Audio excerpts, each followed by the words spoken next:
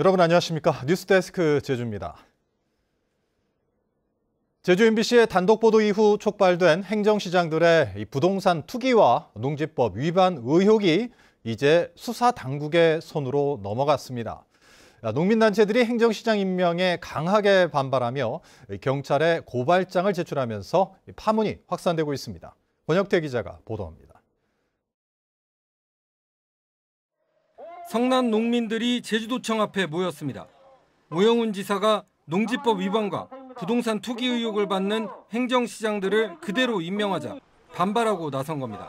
농지를 농사의 목적으로 소유하지 않고 있는 제주시장과 서귀포시장은 국민의 먹거리를 약탈하는 것이며 농민의 생산수산을 돈으로 강탈하는 범법 행위를 한 것이다. 전국 농민의 총연맹 제주도연맹은 강병삼 제주시장과 이종우 서귀포시장 등을 농지법 위반 혐의 등으로 경찰에 고발했습니다. 강병삼 제주시장은 변호사 3명과 함께 제주시 아라동의 농지 7,000제곱미터를 샀고 애월읍 광영리에서도 2,000제곱미터를 사면서 농업경영 계획서를 제출했지만 실제로는 농사를 짓지 않았다는 겁니다. 이종우 서귀포시장과 딸도 서귀포시 안덕면에 농지 11,000여제곱미터를 갖고 있으면서 직접 농사를 짓지 않았고 반농업 직불금과 농민수당을 부당하게 받아왔다는 겁니다. 두 사람은 인사청문회 과정에서 도민들의 눈높이에 맞지 않아 죄송하다며 여러 차례 사과했지만 투기의 목적은 없었다며 위법성은 부인하고 있습니다. 이에 따라 행정시장 임명을 둘러싼 논란은 일단 경찰의 수사 결과를 지켜봐야 하는 상황이 됐습니다. 법적인 판단은 사법기관에서 판단할 문제라고 생각이 되어집니다. 제가 지금 당장 판단할 수 있는 문제는 아니고요. 민선 8기 첫 행정시장이 취임 하루 만에 고발당한 가운데 인사청문회 제도를 보완하고 사전검증을 강화해야 한다는 지적도 나오고 있습니다. MBC 뉴스 권혁태입니다. 민선 8기 첫 제주도 정무부지사에 김희연 전 도의원이 임명됐습니다. 오영훈 도지사는 오늘 김희연 정무부지사에게 임용장을 전달했습니다. 김희연 정무부지사는 제주도 1차 산업 관련 사무를 총괄하고 도의회 관련 정무적 업무와 주민 여론 수렴 등의 업무를 수행하게 됩니다. 섬 속의 섬인 추자도 인근 해역에 세계 최대 규모의 해상풍력 발전단지 건설 사업이 추진되고 있는데요. 이 제주에서 가장 규모가 큰 한림 해상풍력 사업의 30배 규모로 알려지고 있습니다. 추자도 지역 주민들은 일부 어민들의 동의로만 추진돼서 이 주민 수용성에 문제가 있고 대규모 환경 파괴로 이어질 수 있는 사업을 진행하고 있다며 강하게 반발하고 나서면서 주민 간 찬반 갈등도 깊어지고 있습니다. 박주연 기자가 보도합니다. 빼어난 경관과 자연으로 천혜의 섬으로 불리는 추자도. 추자도 서쪽과 동쪽 해역에 국내 민간 기업인 에퀴노르사우스 코리아 오픈과 한 특수법인이 공동으로 18조 원을 들여 대규모 해상풍력단지 조성 사업을 추진하고 있습니다.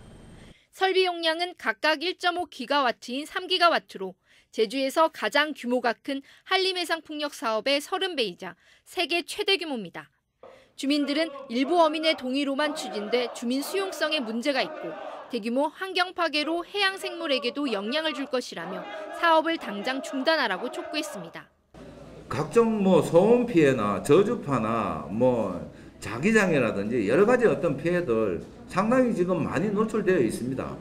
바닷속에 케이블이 다 깔려버리면 저수생물에게는 상당한 치명적인 어떤 환경 파괴가 이루어질 게 자명한 사실입니다.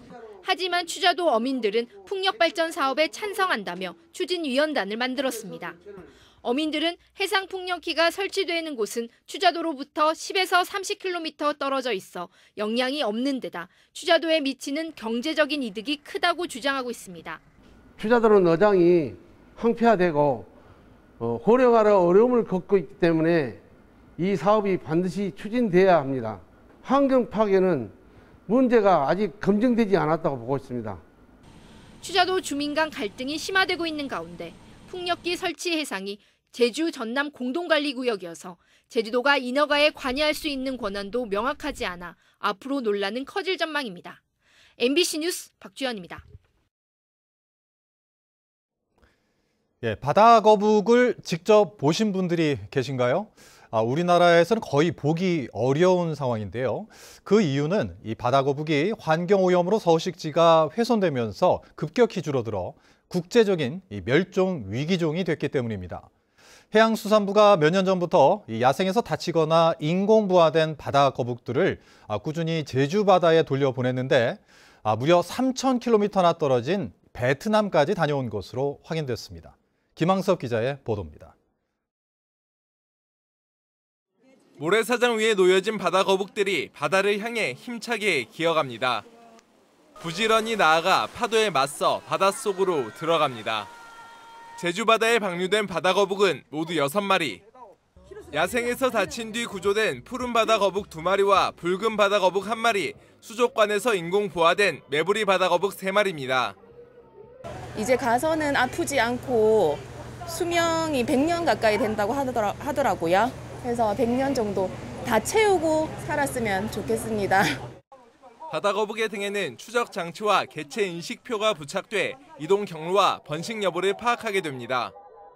지난해 제주에서 방류된 바다 거북 6마리는 무려 3,000km가 떨어진 베트남 동부 해안까지 헤엄쳐가 겨울을 보내고 최근 우리나라 연안으로 돌아온 것으로 확인됐습니다.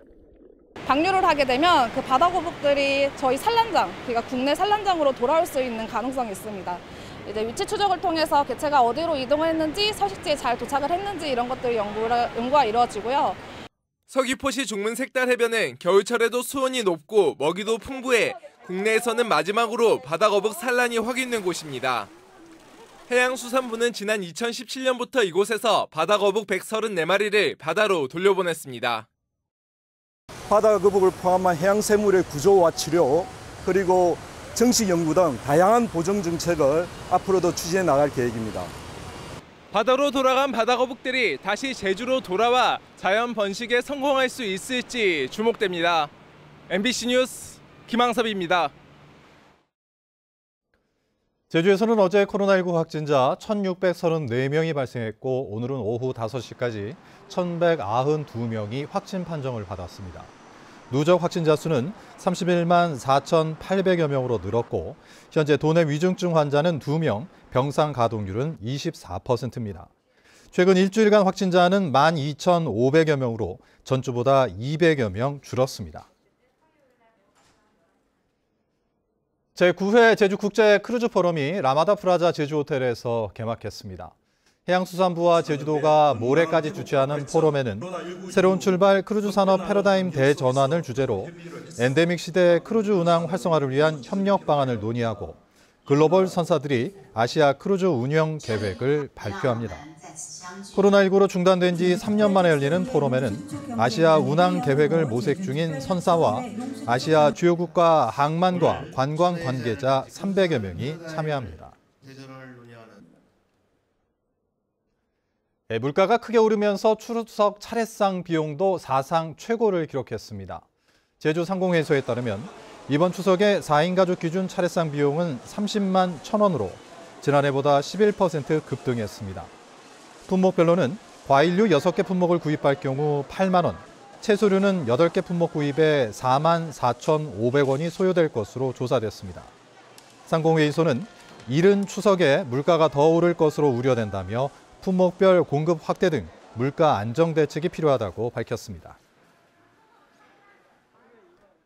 제주 서부경찰서는 지난달 제주시 애월읍 해안도로에서 렌터카를 몰다 3명이 숨지고 4명이 다치는 사고를 낸 게스트하우스 직원인 20대 남성을 입건했습니다.